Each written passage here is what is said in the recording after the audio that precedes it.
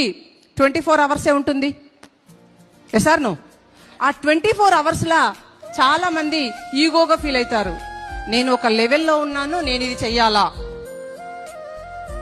నాకు ఇది అవసరమా కదా ఆలోచిస్తుంటారు.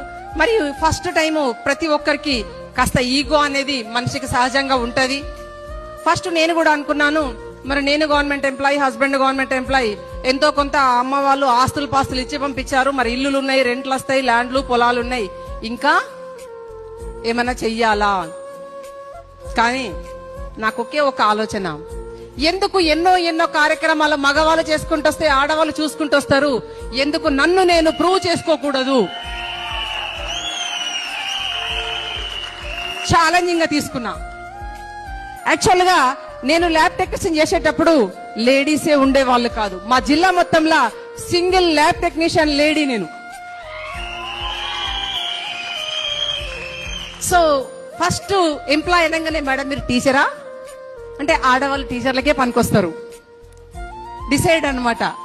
సో నేనేమో డిఫరెంట్ గా ఆలోచించాలి, డిఫరెంట్ గా ప్లాన్ చేయాలి. గుంపులో గోవిందలాగా ఉండడం ఇష్టం ఉండదు నాకు.